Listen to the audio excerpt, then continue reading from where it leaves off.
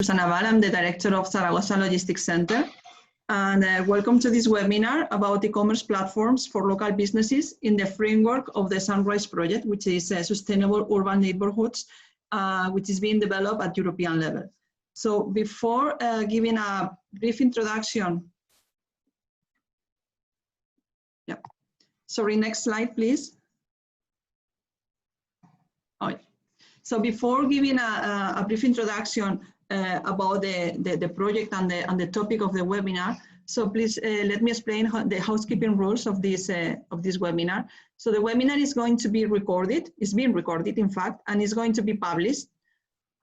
Please introduce yourself in the chat and write down your comments, questions, reference in the chat. So all the questions and comments will be processed, and we will pose the questions to the speakers. So the three speakers will give their presentation, and then an open discussion for all the speakers together will take place at the end. So including all, for sure, including all the question and answer, question session with the audience. So having said that, just allow me to provide a short introduction.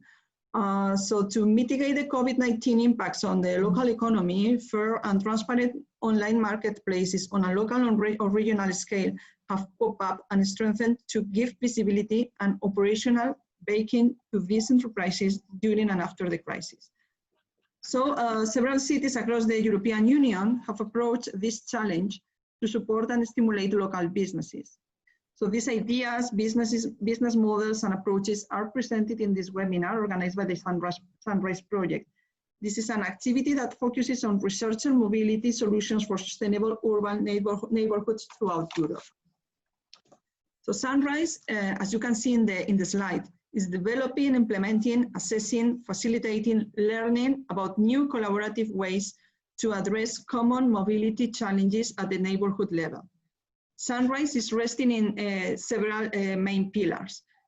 So for instance, the utilization of the neighborhood-specific opportunities, the co-creation of solutions, socio-technical nature of solutions as a combination of services, social arrangements, roles, technological or small infrastructures, etc. And also new forms of synergies between bottom-up and top-down. So all Sunrise activities are structured along the following phases of the innovation chain.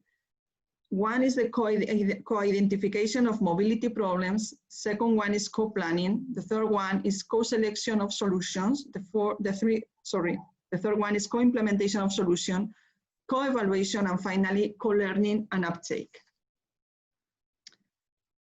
So all the project activities within the Sunrise project involve citizens, businesses, NGOs, local authorities, academics, etc. Always with a view to also involve and empower sections of the population like migrants, women, older, and young people. So going to the topic, we can say that freight and urban logistics create both problems and solutions. Problems because freight creates pollution, congestion, can degrade lightly built or inappropriate infrastructure, and also makes alternatives to cars such as walking and cycling unattractive and sometimes dangerous. But also solutions because efficient logistics help sustain retailers, services, and amenities, and employment opportunities at the neighborhood level, which helps address social issues and can reduce the demand for longer distance travel. So at the end, urban areas should provide efficient interconnection points for the trans-European transport networks and provide efficient last kilometer transport for passenger and goods. They are therefore vital for the competitiveness and sustainability of the future European transport systems. Consequently, neighborhoods are a key piece of a puzzle. Then we can say that improving citizens' mobility at neighborhood level implies the facilitation of mechanisms for shopping and to descend the performance of the supply chain till the last stakeholder, or what we say the end-to-end, must be addressed in a proper way. So as you can see on the slide, what is the 15-minute city? What does it mean? So the concept is gaining momentum through European cities. So that coincides with the shape of a neighborhood, the shape of, and the concept of neighborhood concept. Nowadays, due to the COVID crisis, we've realized that the public transport is not appealing for safety issues. And in this line, new e-commerce local platforms are sprouting up all over Europe. And some regional governments are launching funding schemes to drive digital transformation in small businesses. This is the case, for instance, of the government of Aragon, which is the Spanish region in which Zaragoza or ZLC is located. We'll have later on a speaker talking in depth about this topic. But in the end, we can see that there is a clear opportunity to create new jobs. E-commerce platforms were emerging progressively before the COVID-19. We had many examples at European level of initiatives related. However, the pandemic's effects has been huge and unexpected in relation with e-commerce, not only in fluctuation of demand, but also in number of new users of the service. So the recent studies indicate the attraction of new consumers to the e-commerce, who were previously reluctant to use them, as well as the widening of the population range that uses e-commerce, increasing the average age. Businesses at neighborhood level have quickly shifted their minds to a new model of proximity e-commerce. And final users don't belong now to a particular segment of population. The system, in fact, has adapted to several, to different users. So for instance, elder people, which are now forced to be ready to use this technology. And this being a great impulse for all the e-commerce initiatives in Europe, as now they have the support of both businesses and consumers that ensure their success. There is a lot to learn from the different initiatives, and of course, still a long way to polish and customize to every single neighborhood, considering their innate characteristics.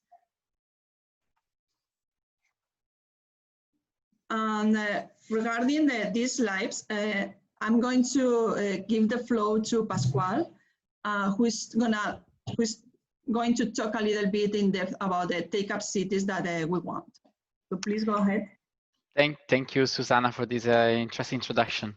Yes, so I just would like to highlight the opportunities within the Sunrise project. So as Susan has already said, is a project about co-creation at mobility at the neighborhood level. So it's about involving citizens from the beginning until the end. So it's a whole process. And we want to inspire other cities beyond the cities that are already part of the Sunrise project. So the Take Up Cities is an opportunity for all those cities who want to learn from the Sunrise approach, who want to learn from the co-creation approach of Sunrise, and that they want to test the Sunrise tools methodologies. So this is an invitation to all cities out there, or to all people involved and working in cities, to pass the word and be part also of this co-creation process. We offer cities some financial support. When still it was possible to travel, we would have physical workshops together with site visits and working sessions linked to the elaboration of the co-creation process. But in the meantime, all this is online, so it continues. So there are opportunities such as webinars, learning opportunities, advices, and support. If you want to know more, you can be in touch with Polis. We are part of the Take Up City group, so you can still contact us and get on board. Okay. So thank you very much, Pascual, for your nice introduction to the Take Up Cities. So let me introduce the agenda for today. I have to excuse Carlo Caffarotti, who finally couldn't join the webinar. So let me introduce, first of all, Carlos Lopez Abadías. He's the TZIR director. Zaragoza, just a brief introduction, is starting the project Cerca. This is a proximity e-commerce platform integrating one single ticket for the consumer. And we will have a presentation coming from Carlos directly. And right after, we will have Jerome Beren. He's the policy officer at Municipality of Groningen. He's expert in both logistics and retail e-commerce. And just to provide a brief a summary of his speech, the city of Groningen set up a local web-based department store for SMEs connected to zero emissions delivery services. I think we have a very interesting presentations within the webinar. So after all, we will have the questions section. Hope you enjoy with these initiatives. Thank you very much for your attendance. And then Carlos, yeah, you have the floor. Thank you. You have the floor. Thank you very much.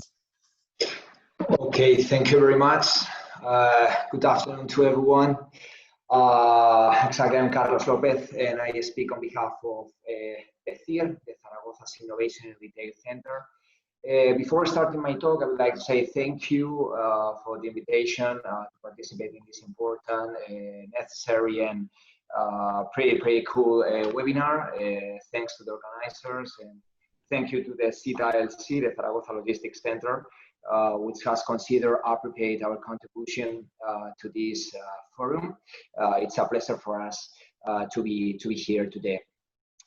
Today I'm going to share with you our experience in the retail sector, and specifically I would like to talk about two business cases, two projects that we have launched from the TZIR, Cerca and Micesta.com.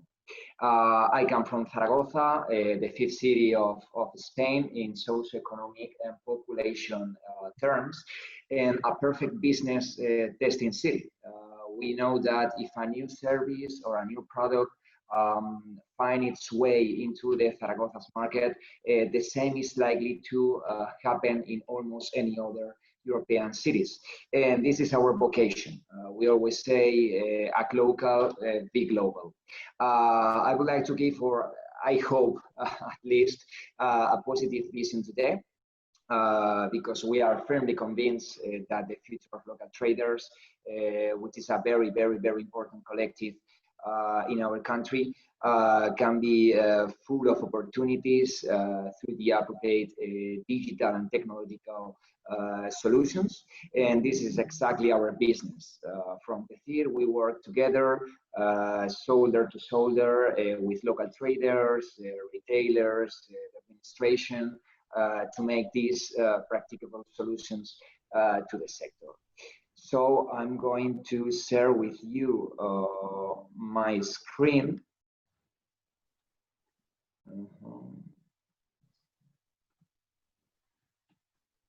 Okay. Okay, you can see my screen right now. Yes, okay. You are sharing the one with the people on. You can see my presentation right now? No, we can't. No. We can just see the webinar screen. Oh, I have to update. I can share it for you. I can share it for you. Oh, please. If you give me that favor.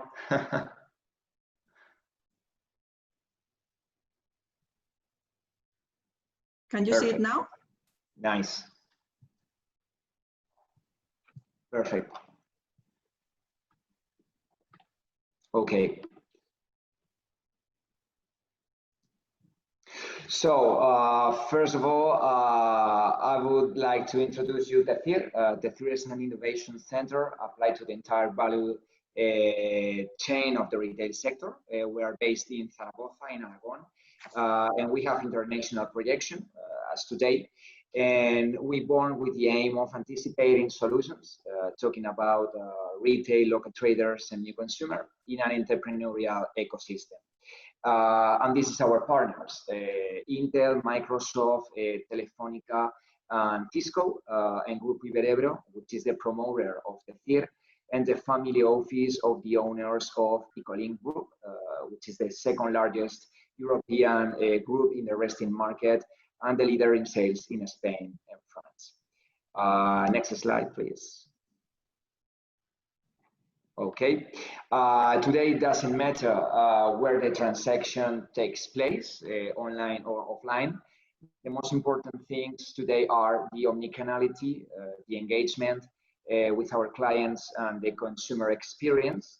And for this reason, and with the goal of looking for and anticipate the next steps in retail, we are working in 3 important areas. The first one, our startup accelerator. The second, the projects that we launch directly from our center. In that case, or in this case today, we are talking about micesta.com, a virtual market that combines offer of local food traders and non-perishable goods from supermarket to facilitate the whole shopping cart to the consumer. And micesta.com has worked for almost 2 years with very, very good results. And Circa, a project 100% focused on the digitization of local traders. We are now developing a phase of digitization of 500 local traders, all of them located in Zaragoza, with the aim of creating a local e-commerce, eventually a smart city platform to make local traders more competitive in digital channel. We opened our website 10 days ago in that case. And the third area is training of local traders and new professionals. The project is Retail Academy. We are in beta phase right now, but you can check if you want the website retailacademy.online to see the value proposal of this project. Next slide, please.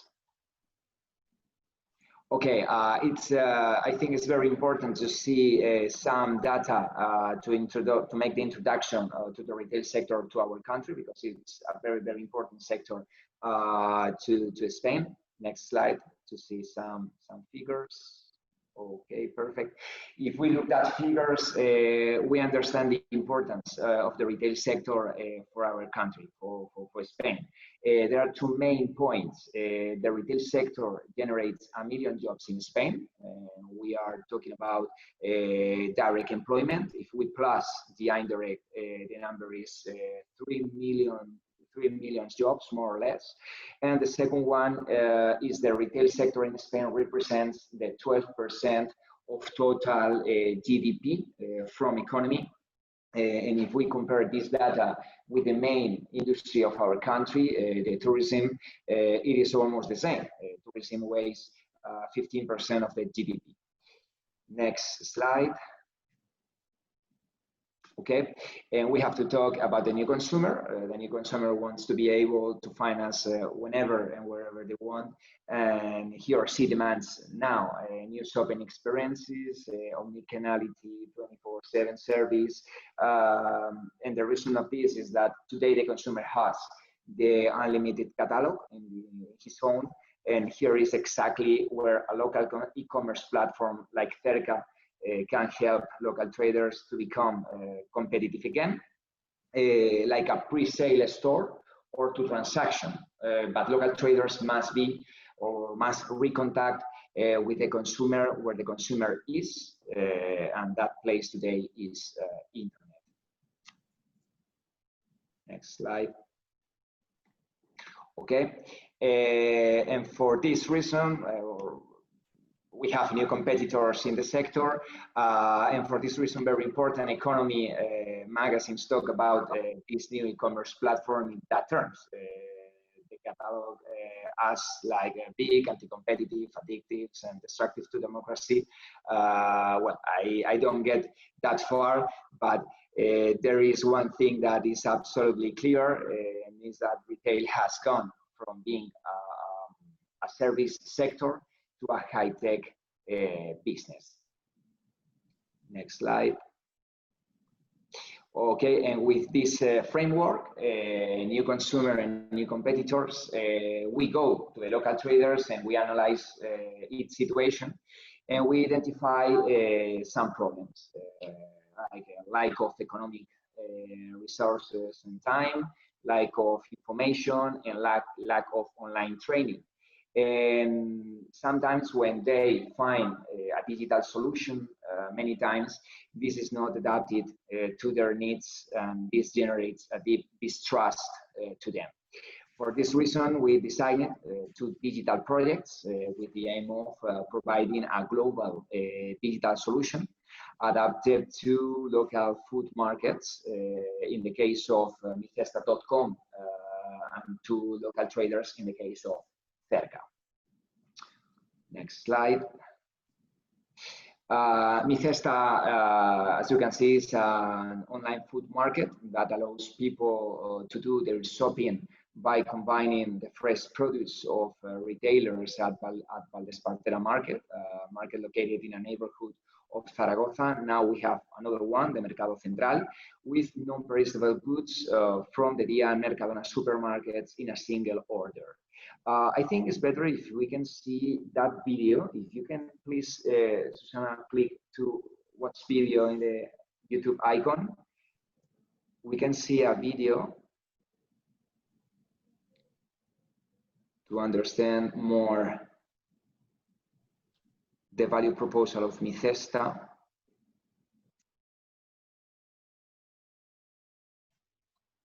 It must redirect to YouTube.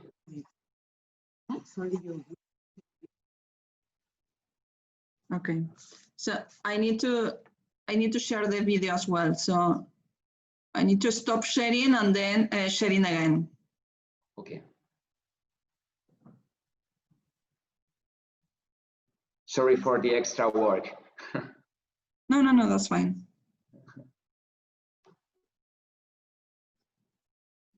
Yeah.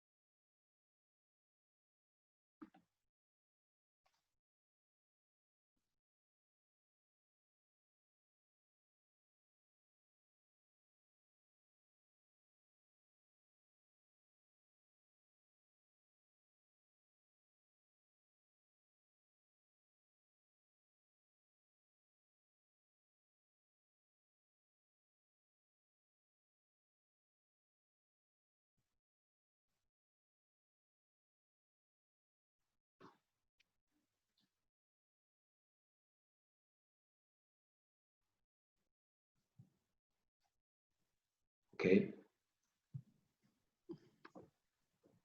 Okay, we have seen here the process from the moment that the customer go to micesta.com and make all the shopping of the fresh produce and the non-perishable produce, and then we make the delivery.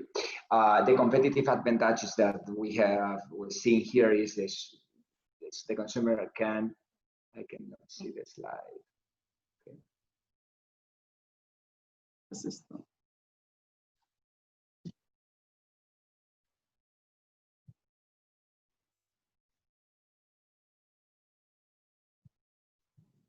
Sorry, I'm gonna share my screen again.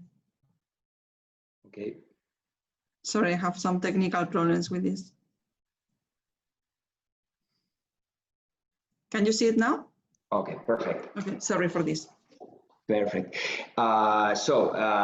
Customer now in Zaragoza can shop from both traditional market retailers and supermarkets, can have a shopping assisted by pickers from Micesta through WhatsApp, and deliveries in 2 hours to your home or anywhere you want.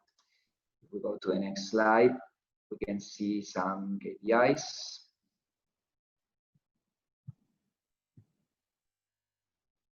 Exactly.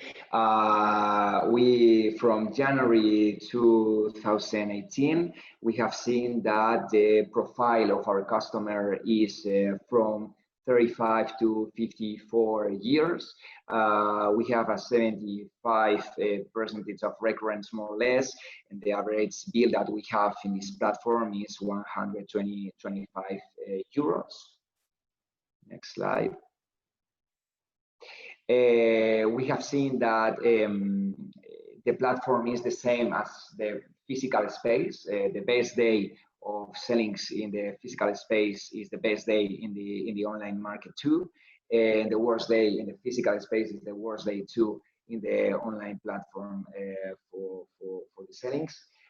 And one important thing is the sentence that you can see below, that 65% of orders come from different postcodes in Zaragoza to the district in which it is located.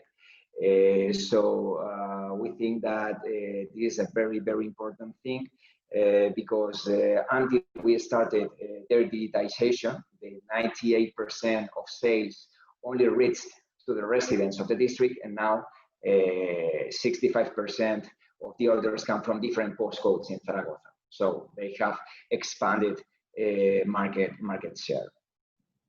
We go to the next slide. And here we have Cerca. Cerca is the digitization kit for local stores, a local e-commerce designed for local consumer. We develop the platform, we make the photos, we pay for that digitization. We teach how to use the platform to the local traders. If we go to the next slide, we can see another video. Okay. We click, sorry again. Maybe you won't see it. I need to stop sharing and then going back again. Okay.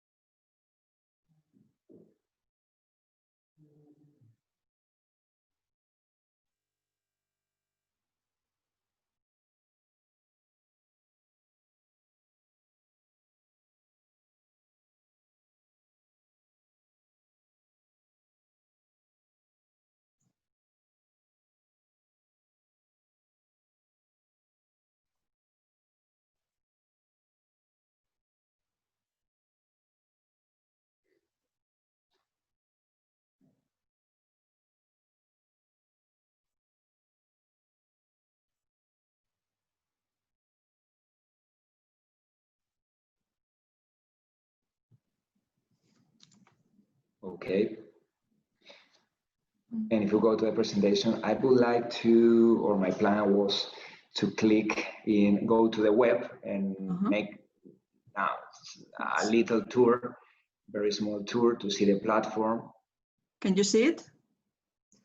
No. No? So, no. Again. Or if you go to cerca.com, it's the same. Is that one?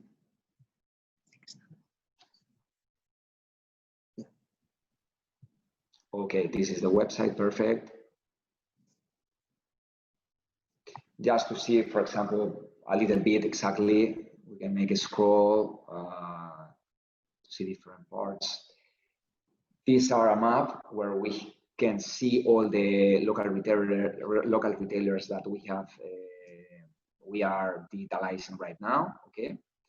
And the local traders that now are selling its products by the website.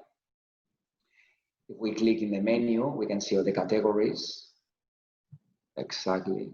We can see all the categories that we have here: food, babies, beauty, car, sports, electronics, home, libraries, pets, fashion.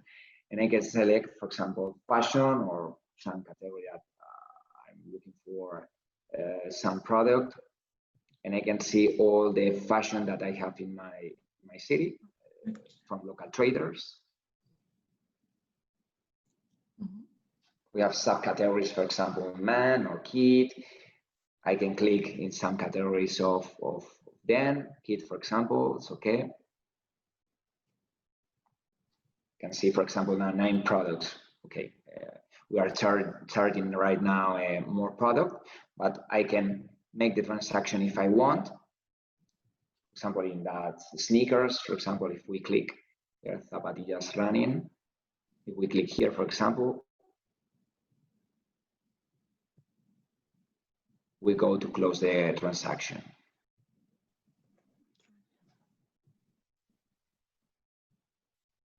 I'm trying. Okay. It's waiting. Now.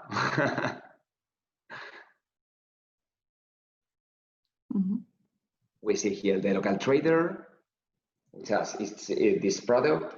We can see all the products that they have in the platform. We can buy everyone, and we can make the transaction of any of them. The TZIR, for example, or exactly, we can see here the price, the local trader. We can select everything and close the transaction if I want, or I can book this product and go to the local store to make a delivery like this.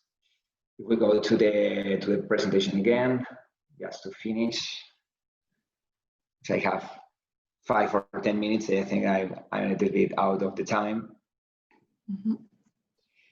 Okay, next slide.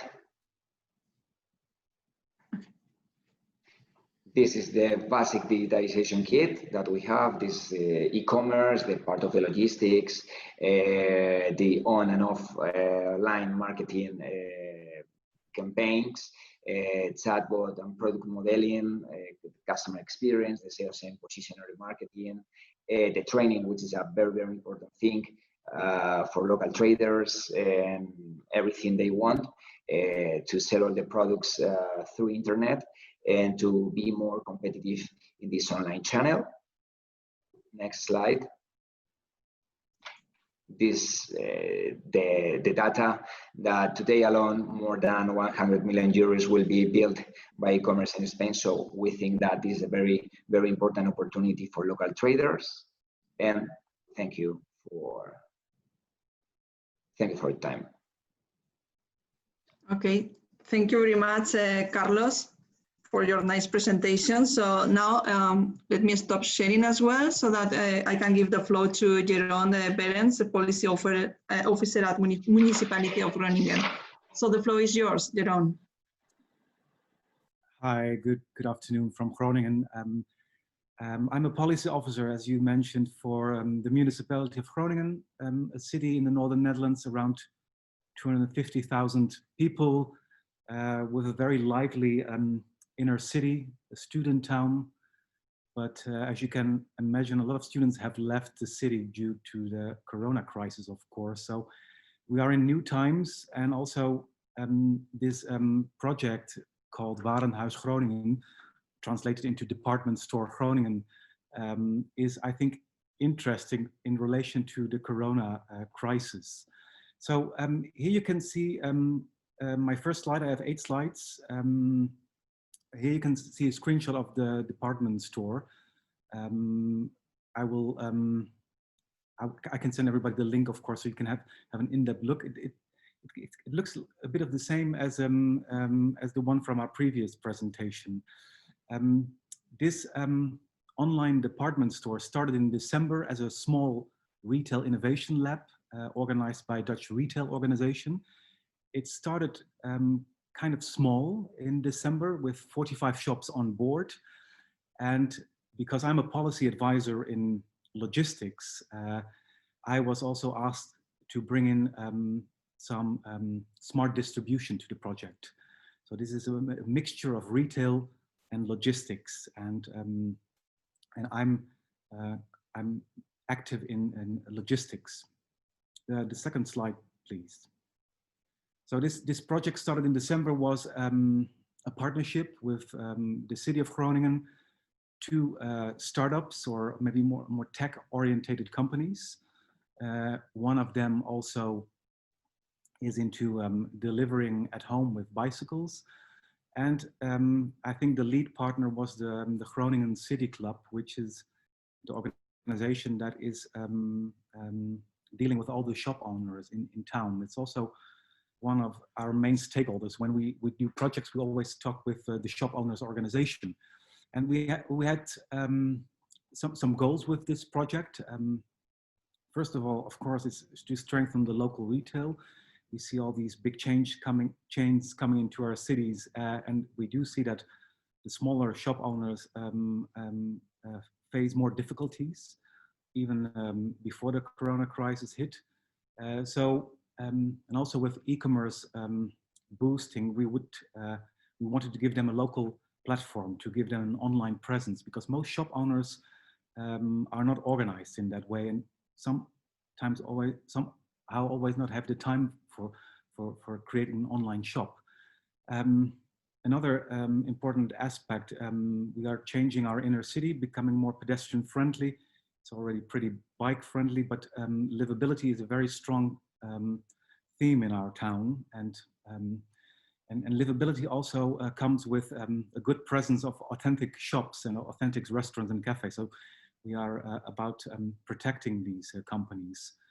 And with good shops come good jobs, and the fourth part is sustainable logistics, and I come to that in a minute. So in the end, ultimately, the project goal was to lead to an economically stronger and more sustainable and more livable city center. Next slide, please. And from a local shop owner point of view, what maybe not everybody realizes that consumers search online, but buy offline. They don't buy everything at Amazon. They do search a lot online with the goal to buy offline in brick and mortar stores. There's a lot of research been done about that. So the urge to do something with local shops, give them an online presence, was there, and what we also want to communicate to our citizens. So next slide. As I said, I'm working in logistics for a few years already. We are dealing with nothing new when it comes to logistics. These are some old images from London, and also from the right, on the right above, there's a picture of a street in my city. Pollution and congestion is nothing new, and we are still dealing with the same aspects when it comes to create smart distribution in our inner cities. And as I've been working on that with some of my colleagues, we are coming up with a new policy the next autumn and winter. Next slide, please. and that has also that's also related to congestion and pollution as well. You can see two slides here of the bigger part of the inner city. On the right side, with the blue-colored streets, you can see our main shopping area with a restricted area for loading and unloading. That's in these streets, you're allowed to enter between 5 in the morning and 12 in the afternoon to deliver goods. And as we have noticed that our city center became much more crowded with pedestrians, bicycles, more lively also. We are focusing a lot here on gaining back the public space, so to say, and also logistics is important in this aspect. Our main goal, and that we're going to bring this policy document to our city councillors in December, is to give more space to people and create a much larger time window area. As you can see on the left map, with a pink area, which is basically the whole inner city center, with more and more restrictions, so that we can give the floor to the people at 12 o'clock in the afternoon when it's more crowded. So that's one of our main goals, but maybe another, maybe even more important goal is to create a zero emission logistics. And that's a few years later. In 2025, we have signed a national deal to take care of that all vehicles entering our city center are vehicles that are zero emission. So shops, restaurants, but also facility goods needs to be brought to the place with maybe cargo bikes or electric vans. So that's these are our two main goals, and we connected these goals to the department store project. Next slide, please.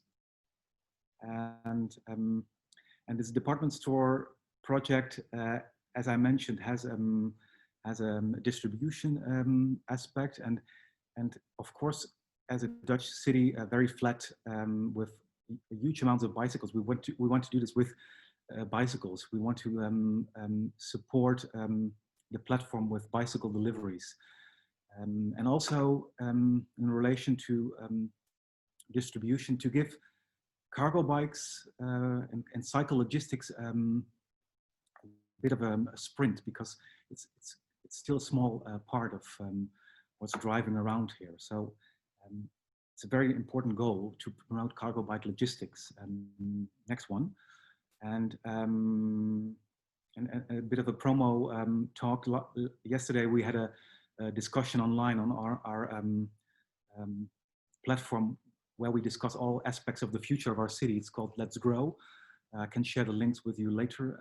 We had a discussion with cargo bike couriers from Edinburgh, in Scotland, Mechelen in Belgium, and one in Groningen, to also share information and how does it work, deliveries from a shop to consumers. And then I think I'm with my last slide. By the way, if you have questions, do feel free to fill them in via the chat, and I probably will get them from the host.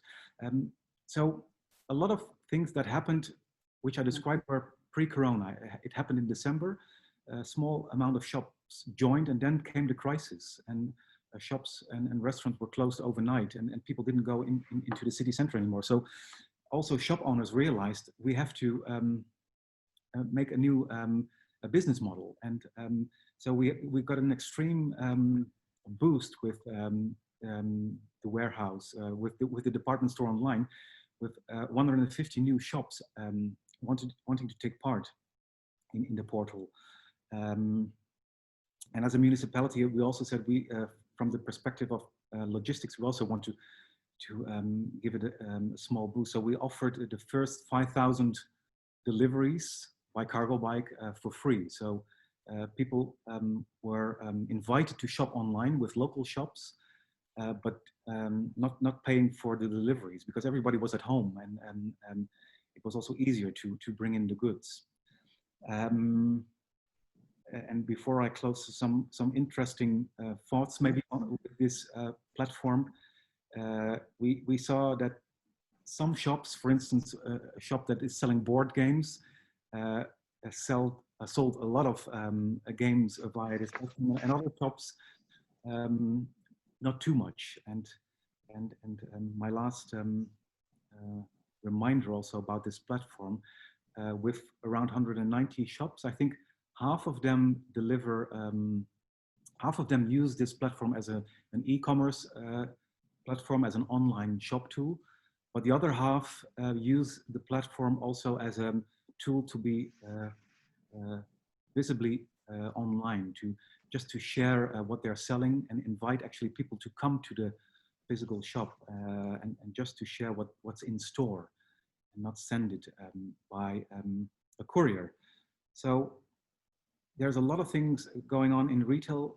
A lot of things are going on into in logistics. We try to combine them, and I think we are facing very interesting times. And let's treasure our local shops and don't change our cities into places where we only see H&M, Zara, and the other big chains. So and that's my these are my last words. And thank you for having me, and also thank you to the other speakers. Okay, thank you very much, Jeroen. Very nice speech about the city of Groningen. Sorry. So before we give time to the attendees for, I think we don't have questions yet. So before starting with the discussion for the attendees, so let me start with a few questions for you both, for you, Jeroen and Carlos, because I think it's very important. Your projects are really nice, but of course, in every single project, there are barriers. So I would like to ask you, what's the most important barrier that you have had to overcome, or you envision to have regarding shops and small stores in order to join these platforms? Which are the barriers that you envision are the most important ones? Is that a question for me? It's for both, yeah. Well, then I give the floor to my Spanish colleagues, so I can think about it. No, I think that it's very important that they understand that the fight is like this. The fight is to start a new era. The things have changed, and we have new competitors. That I said in my presentation that the retail sector has gone from a service sector to a high-tech sector. So we have to introduce a lot of technology, digitization, to their business, but this kind of digitization have to be very simple. The pricing have to be adaptable for the situation of a local trader or a local store. They cannot pay, for example, 200 euros per month to have the digitization on all the months. They need some solution that they can pay for it, and it has to be very, very simple. For this reason, Cerca, the pricing of Cerca is 39 euros per month. It's adjustable or a solution that they can have for a price that they can pay. And we make all the loyalty. This is a very important thing. All the programs of loyalty that the platform is going to accelerate, because the most important thing is the consumer that you have, or the challenge is not is to retain existing customers and drive repeat purchase. For this reason, when we have a consumer inside the platform, our goal is that this local consumer wants to continue with us, purchasing all their products in our platform. And this is the most important thing, with the part of the training of the local stores that we have to implement to make these solutions adaptable to the local stores. Thank you very much. So what about Groningen? I think a very important challenge is to make a viable business model out of this, because this is funded by the shop owners organization and also funded by the city of Groningen. And there is a cooperation existing with this platform, but a viable business model, I think that's the biggest challenge.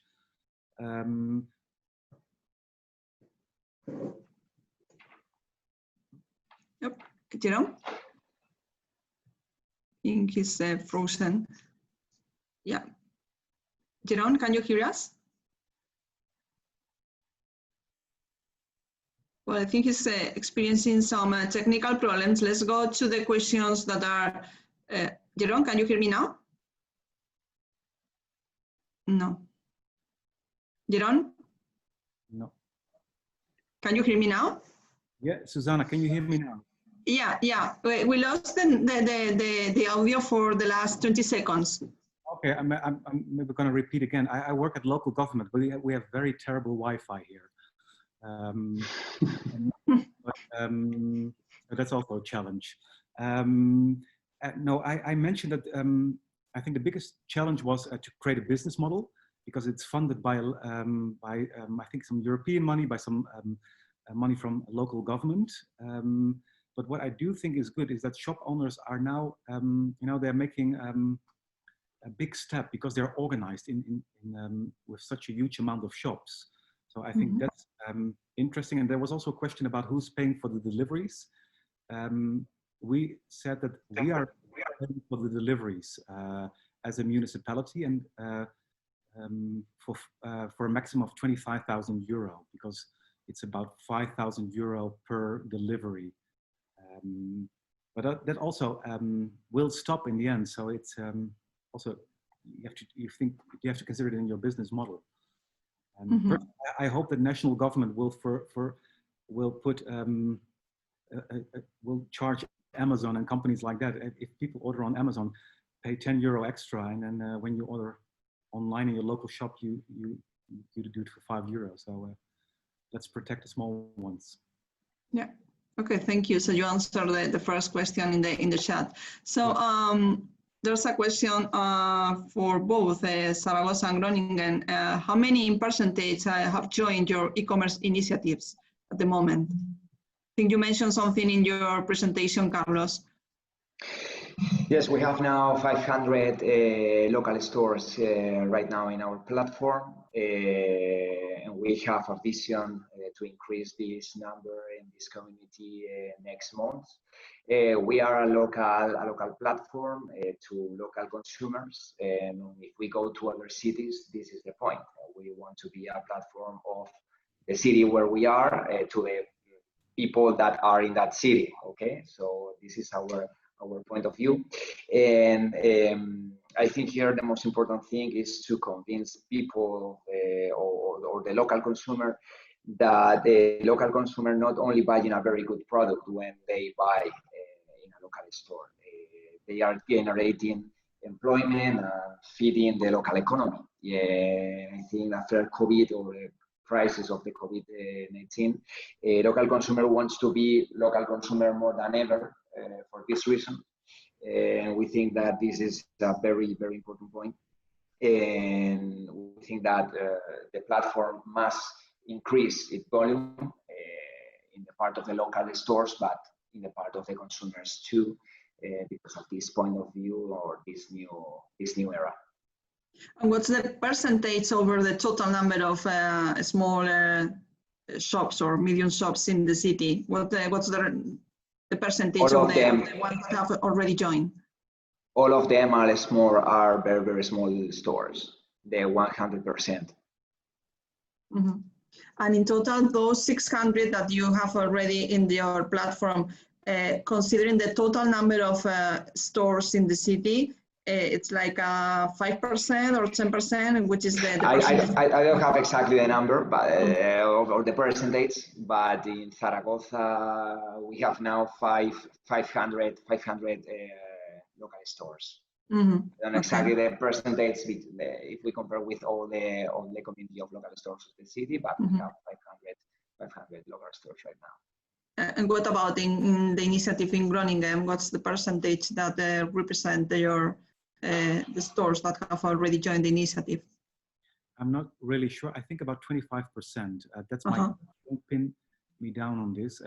It started with shops mostly in the inner city, but as Corona came, we also saw that in smaller parts of the city, in a small village, also these shops joined. So we have shops connected from all over the municipality at the moment. Mm-hmm. Very good, because I think how important it is, because we, as we were very close to the TZIR initiative with Carlos. I know how difficult it is to engage the stores, and I'm impressed of what you guys have realized, because I remember months ago when TZIR had 200 and you were waiting for 400. Now you have also almost 600, so that's quite impressive, your job. So there's another question for TZIR, for Carlos. It says, from the video, I had the impression that deliveries were made by the Spanish postal company. Or do you have an agreement with them for the deliveries? Yeah, we have an agreement to do this kind of deliveries in TZIR platform and in micesta.com too, because we have to, in the part of Micesta, we are talking about fresh product, and this is very special kind of delivery. And they have personnel that they dedicate especially to this project to make the delivery of the product. In the case of micesta.com, is in 2 hours, only in 2 hours. When you buy the platform, in only 2 hours you have the product in your home. And for this reason, they need to have, as I said, special people making this service and dedicated 100% to do this delivery. And in the case of TZIR, it's a little bit different.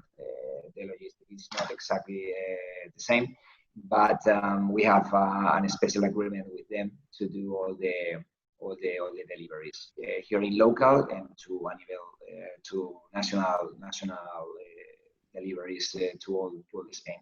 Yeah, with Correos. Good.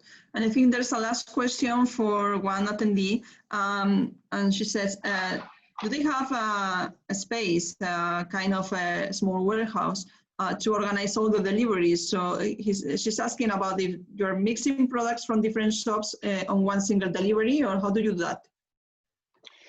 No, it's at the moment we don't have any stock. We go to the market and we buy like another customer. We are physically a person of the platform, and that people, that person is who is making your purchase physically in the market. So we don't have any warehouse, we don't have any stock of the products. And in the case of TZIR, it's the same. We go to the local stores and we purchase the product for the customer. We don't have any stock of any product in any platform in Micesta or in TZIR. And what about Jerome? We are working with 3 cargo bike delivery companies, and they are taking the goods and put them in their routes. So they combine them with other deliveries. Mm-hmm. And but deliveries towards the more rural parts of the city are not expensive. And for the moment, we're paying for that, but that's more of a challenge. And I saw a question also from, because I think we need to close, but I'm not sure, from Leuven. If somebody from Belgium, if Tim is interested, I mean, give me a call or email me so I can give you some more. Well, I think we have another question for you as well, Jeroen. Is the city of Groningen the one who provides the cargo bike delivery? So can you provide some more information on the cost for offering the free deliveries? I think that maybe you can, they can email you directly, as you said, or you can provide this information at this moment. It's around €5 per delivery. And for 5,000 deliveries, we came up with a budget of €25,000. Mm-hmm. But we're not until, we haven't delivered 5,000 deliveries yet. So there's money in the pocket still. So. Mm-hmm.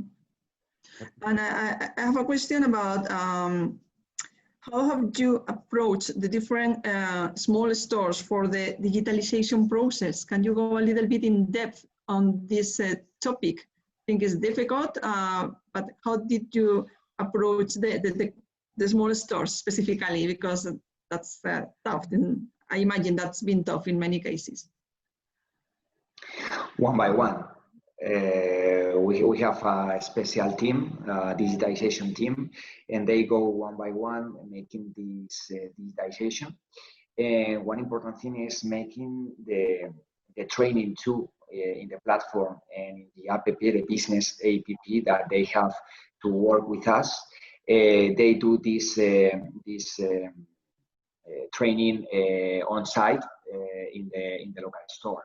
And this is the most important thing that we realize, that if we go, we have to go to the local store and explain exactly which is the manner that they have to do to manage all the tools that we are going to give to the local stores. And one by one with a very special team that only have to digitalize, make the digitalization of any local store. So we go physically, and we are with the local stores shoulder to shoulder to make this process okay. In the case of Jeroen, besides the digitalization process, I'm also interested because you're planning to have the zero emissions soon by 2025.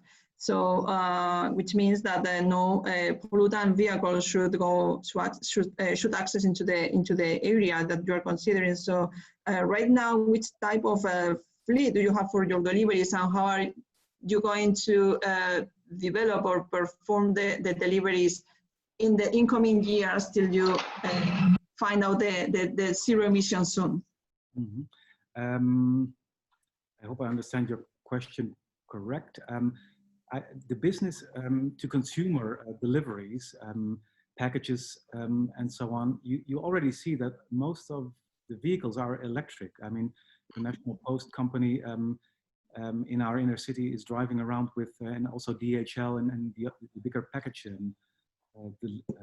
companies. They're already investing money into zero emission vehicles because there's also a market for them, for the smaller vans. The biggest challenge is actually the bigger trucks, and our national climate agreement also mentioned that there is an exemption for these huge trucks that are going to supermarkets, for instance, because there's hardly any material to buy for them. So but our main concern are these small vans, because these you see the most in our inner city, and not only for shops, but also for like painters and facility goods, so and construction logistics. So that's kind of a challenge, and an ongoing story for the next years. Very good. There's another question from the audience. It says that in Lisbon during the COVID, they involve taxis and other online Uber like platforms for deliveries. So would this be an interesting option for your model? Do you think this is feasible in the post-corona period? What do you think? Just reading the question. Yeah. We work with local shop owners, and we thought it was very nice also to work with local delivery platforms. So yeah, and these companies are also available to do the job. And but we are, as a city, we're not the owner of this department store online, of course. There needs to be a viable business model, and I have no idea in a few years' time, maybe this will change. So we don't have Uber in Zaragoza, but yeah. I don't know if that would be an option in case of. Now we have Cabify, similar, just a little cars, but I don't know. It's a flexibility model. We can move very fast, and if we need to do different kind of deliveries, why not? I think that the future or the world is going to work in this kind of new paths. And why not? I don't know. I don't know. Probably. Mm-hmm. I've been involved in urban logistics projects, and for me, from my point of view, the most difficult thing when you try to deploy a project is to fight against the current regulations or policies. So have you encountered any regulation problem, policies that are against the project that you want to implement, something that you think maybe with a new policy that make my project easier to implement, something like that? Have you encountered this within in the process of your implementation? Well, we are at the same time when we started this project, we also started on working on our vision for city distribution. And as I mentioned, we would like to give the floor to the people who visit the city, who live there, and give the space to them and don't fill it up with trucks, vans, and cars. So I think the platform is taking advantage of these stricter policies because the platform is using cargo bike logistics. We don't mind some cargo bikes in our inner city, although we don't know how it will be in 5 years' time. We don't want our streets to be filled with cargo bikes, but I think for them it's a good time. And so I think, and also because we discuss most of our policies with the shop owners organization, we try to share these informations and see how we can make the best of it. But there could be some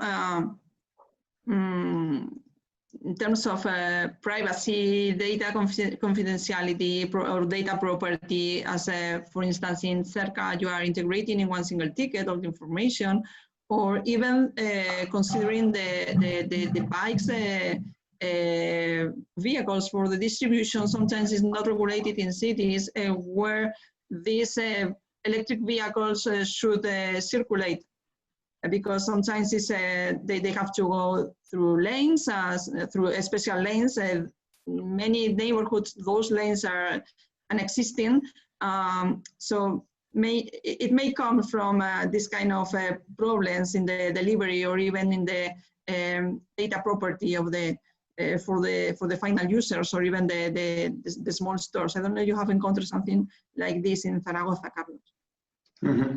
Yeah, maybe in the part of the delivery stations, because we have to go with different deliveries to the city center, where maybe you cannot park a car and you have to do this like walk-in, and you have to go with all the purchase of the customer walk-in.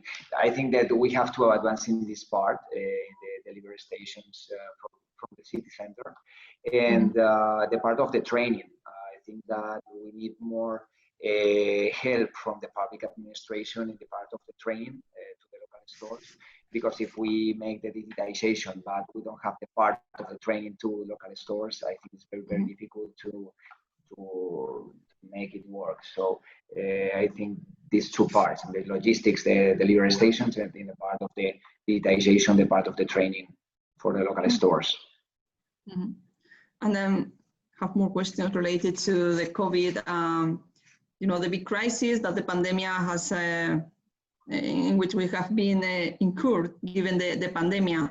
And well, every time we watch the news, we hear about the people unemployment due to the crisis. And I wonder if with these platforms, maybe we can have an opportunity to reinvent some positions, or what's your estimation for job creation within these platforms? So maybe those stores that, well, may consider that could close given the pandemic, maybe with this can emerge somehow. You know what I mean? I mean, what's your estimation of job creation or emerging or in terms of business emerging from after the COVID or in the post-COVID period?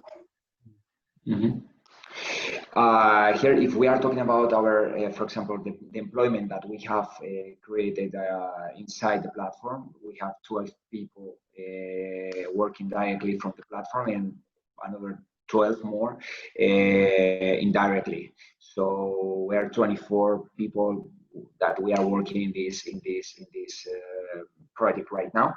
If we grow with the project, the jobs will grow too. So we think that this is a very important opportunity, of course, to increase this kind of opportunities in the normal world. So, but we need. I go to the last answer when I said the part of the training. We need more people with this kind of learnings to work in this new world of digital economy. And in these kind of platforms with very special skills, and we have to put all this part in the first line, no? to do more ways of the part of the learning and the training. Mm-hmm. What's your estimation in Groningen? Because sustainability is something that is growing, a concept that is growing, and I presume that it gives us another opportunity to create jobs in terms of bikes, people with a bike for the final delivery. I don't know. What's your estimation for the incoming years for the job creation? You mean job creation related to the retail and businesses, or? Yeah, given the implementation of your project itself. Yeah. So, what do you think it can contribute somehow to the creation of new jobs? I think there were a lot of things already going on in the retail businesses, with online. Coming up, also, of course, before Corona. And Corona somehow was an accelerator. I mean, things are speeding up. And we already saw the last couple of years that shops were closing down because people are retiring. Nobody wanted to follow them up and open a business. And we noticed that most empty places in our city are filled now by cafes, restaurants, Chinese food, Spanish food. So it's much more about, the inner city is much more about a place to be instead of a place to buy. And people like to consume, but maybe consume a cup of coffee, not buy a new dress or a new book. So shops were having difficulties. So that's why I'm very happy with having them created an online platform, because you need to be visible online somehow to survive, and I think that is a good thing. And but yeah, I don't know. I cannot look in the glass bowl. And then the era of the department store, the physical department store, for instance, in Groningen, is completely over. We don't have big department stores anymore. But there's also young entrepreneurs coming with new ideas. So I always hope that when these initiatives pop up, that also these younger generation who have a different consumer behavior are taking part in this project. And because we need to understand the consumer of tomorrow. From your point of view, and in line of your answer, do you think that the Corona, as you said, has been an accelerator? So how, what's your point of view regarding the platforms that you have introduced? Have you realized an increase in the demand within the platform, or any fluctuation of the demand that you can appreciate from your from Cerca, from the Groningen project as well? So what's the fluctuation that you have experienced? Is in line with the demand that we have experienced the rest of users in any other cities in Spain, Sweden, in any other country? You mean the amount of stuff that people are ordering online, or? Yeah. Have you experienced that the increase as well in within the platform? Yeah, absolutely. But not in all, not with all shops. I mean, because I said half of the platform is more of a way to present yourself online. Mm-hmm. So more in that direction, and others are profiting from it. And some are really taking the lead, and some are more followers, and each are persuade shop almost to be part of it. So it's a very mixed thing, but I mean, you can see a huge rise of amounts of goods being ordered online. But people, and also you mentioned sustainability. People love to talk about sustainability, and they love their local shops, and they buy online maybe with Amazon. So it's a challenge to keep them alive. Mm-hmm. We in Mithesta, in this part of the pandemic, we have doubled the number of users, and the volume of our orders has grown 50% more or less. And we think that this is going to be a structural demand. It was in that moment, but we have seen that part of this demand is continuing the time. So a lot of people that doesn't use or didn't use in the past our platform now, they have done his or she's first purchase with us in the pandemic, and now this part of the demand, an important part, is continuing the time. For this reason, we think that it's going to be a structural demand. If for in this case, the platform, I think, is, or this kind of demand will be more and more in the next months.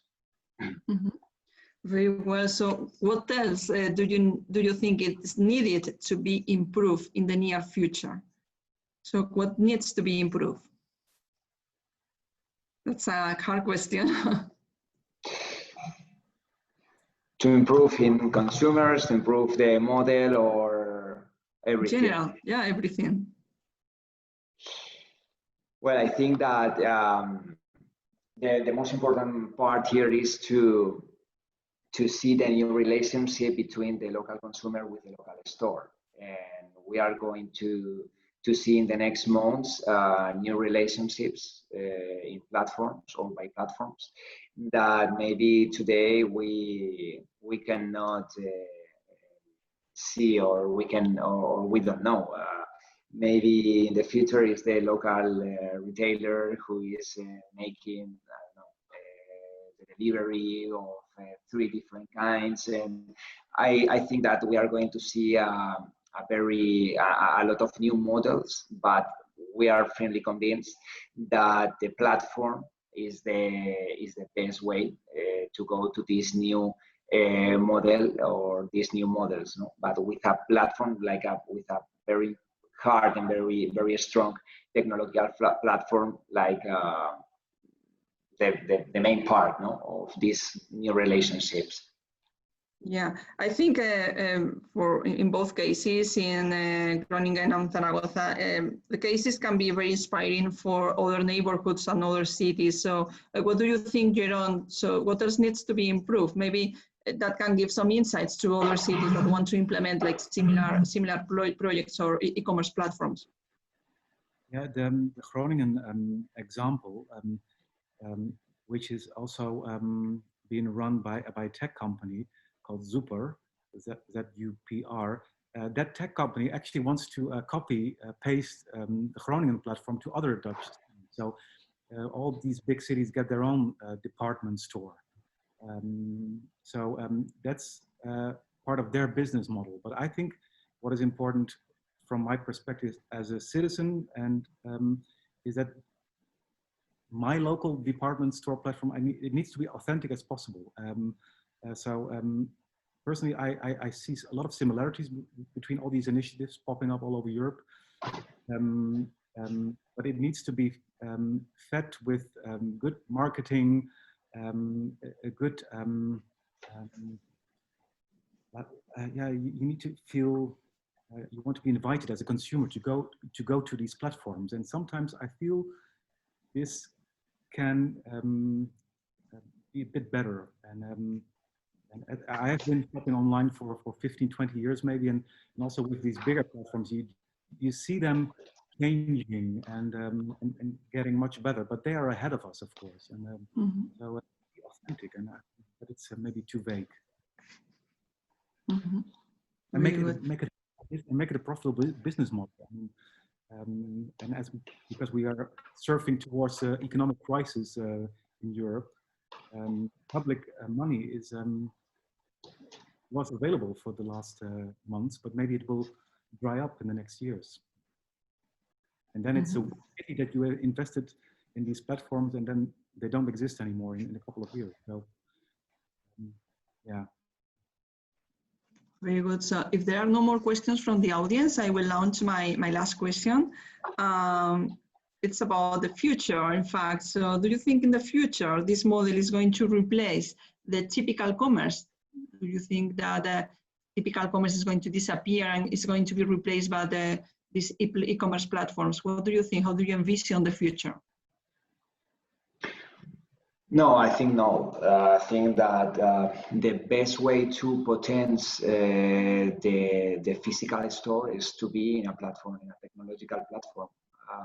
We think this is the omnicanality strategy that we need to put in the first line of the new mentality of the local stores. If you are not in a technological platform, your local store, your physical store, doesn't exist. But if I see in a technological platform your local store, your virtual store, I can go to your local store. And in Spain, in the case of Spain, we know that the consumer want to go to the local store, see the products, and have this kind of different engagement and different relationship with the local store, no? With the property of the store. So we think that this kind of relationship will continue, and the local stores, the physical stores will continue existing. I am absolutely 100% convinced. But you have to be in the online part too. If you are not in this part, you are not in the physical store. So it's very important to see this like one model, and this is the real omnicanality that I think that is very important to put in value in the mind or in the new mind of the new retailers. And in the case of Groningen, which are your thoughts about it? Do you think the typical commerce will disappear in the future regarding your current model? No, I don't think like sort of commerce will disappear. That's your question? Like certain shops? Yeah. Well, I mean, we have seen already in the last years shops disappearing. I order my flight tickets online for years already, and I don't go to a travel agency shop anymore. And so there are certain branches that are disappearing, but I don't know which of them. But I'm sure everybody will buy their clothes still in physical shops. You want to feel fabrics, texture, and I didn't know what you missed, but very good. So I think we've run out the time for today's webinar. I just want, before closing the webinar, I just want to thank the panelists, Jeroen and Carlos, for your participation. Great projects. With your respective e-commerce platforms, and thank you very much to all the attendees and to Polis for being the host of the webinar. And thanks all. See you all. Bye bye. Bye. Thank you. Bye bye.